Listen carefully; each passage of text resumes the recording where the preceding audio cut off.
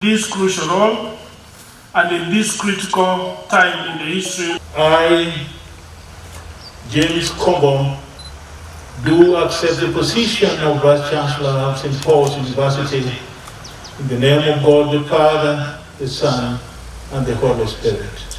Amen.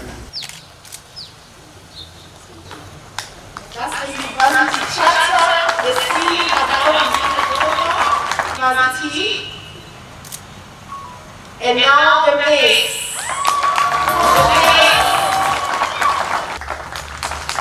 St. Paul's University, servants of God and humanity. That has our logo, our shield, and our name, the right colors. Finally, ladies and gentlemen, has put his signature and signed the acceptance statement, and the Chancellor has witnessed, and that she has witnessed it by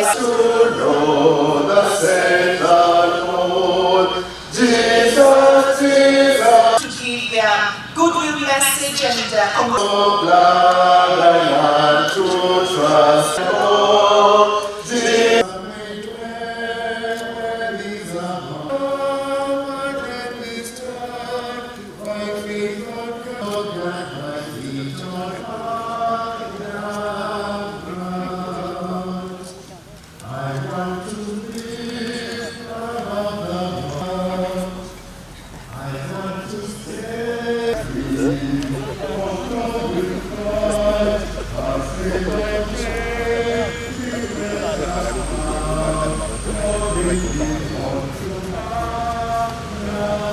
I thank God that the last 10 years we have had an amazing run under God's guidance and by His grace, a very supportive council, a board of trustees that is keen in holding us accountable and making sure that through the council we remain faithful to the vision and mission of this great university. The Lord continued blessing us, and we have made huge strides in accomplishing various milestones in developing the human resource capacity of this place, growing the student enrollment, expanding the infrastructure, ensuring quality assurance of the programs and services that we offer here, and putting in place business support systems that have worked for us, generally speaking. I want to just mention that change cannot be resisted. Change is managed, and every change brings an opportunity, especially for inspiration, renewed hope, and new ways of thinking, and opportunities to do things differently. Here we stand with a good opportunity of a very able Vice Chancellor taking over from me, the Professor Reverend James Henry Owino Kombo, and I want to wish him well, as I also congratulate him. And I pray for you, Prof, as you take over the leadership of this great university. You have an amazing human resource here that will support you, an amazing student population that would work with you here, and a council that will work very closely with you. And I have no doubt that you are well placed and able to take this university to the next level of growth. St. Paul's University to learn with this community and to inspire us to together drink from the rich heritage which spans a century and a half. I've come to St. Paul's University to share my experience and preparation because, as the African sages say, it is wise to share from another's pot. Yes, I have come to St. Paul's so that together with this community, so that in building on the past, we together may learn and grow in our knowledge and walk with God. But the times are bad for humanity and its institutions. At a larger scale, we have lost many lives, many of whom may be known to us.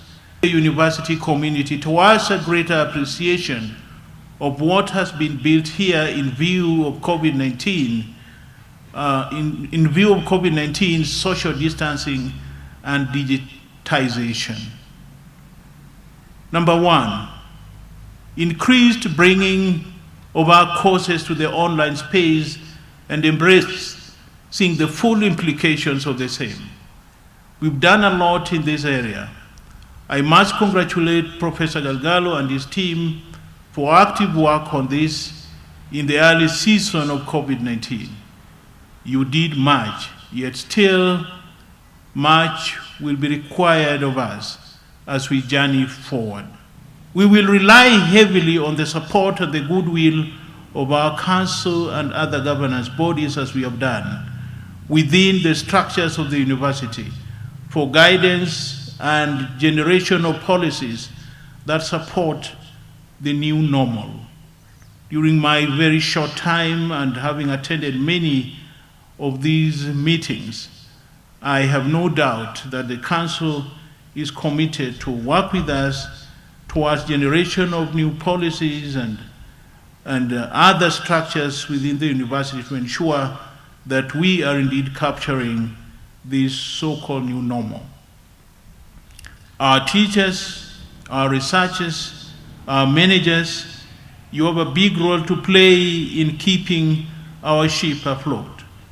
Those who are in charge of our resources, we must build on the foundation Professor Galgalo and others lacked. We are thankful for this opportunity to provide transformative education even in changing times. We therefore stand ready to work with you in achieving the vision and strategic direction you will be paving. We anticipate the great potential that can be realized through our university to support the educational development of our current and future leaders and continue to establish our premier position as a globally recognized university. We pledge to work with you towards achieving the said vision and mission and the direction you are setting for St. Paul's. May the future be filled with success for you personally, your management team, the university and beyond, and even your family. As you begin your journey at St. Paul's, I would like to advise you with the words of the Bible, Proverbs 16, verse 3. Commit to the Lord whatever you do, and he will establish your plans. I mention this simply to draw attention to the role that St. Paul's University, given its size, plays and must continue to play within the development of higher education in this region. I congratulate him and applaud him for the commendable service over the last 10 years. He has set a very high standard and on which we shall continue to build. It has been a pleasure working with you, Professor Galgalo. I wish you well in your future endeavors of serving God and the nation. St. Paul's University growth does not signify the end of the journey. There are new uncharted paths that the university is going to reach, God willing. The new St. Paul's University 2016-2025 strategic plan is sufficient to guide the St. Paul's University to 2030 and beyond. For now, based on your credentials, Professor Kombo, the steering wheel has been smoothly passed on to you from Professor Galgalo. Where we have docked, present an opportunity for the institution to unleash its potential to the region, continent, and beyond. I'm confident and have no doubts that under the steady hands of the new Vice-Chancellor, together with the management board, together with the university community, St. Paul's University will grow to greater heights, and even its presence will be felt beyond the borders of this country.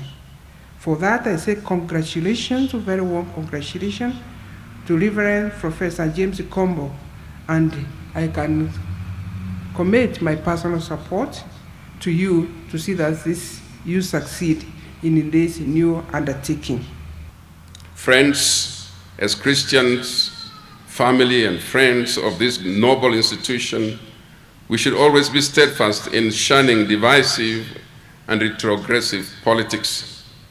Politics that allows thriving of corruption, impunity, and war-mongering should never be allowed to take root in our society.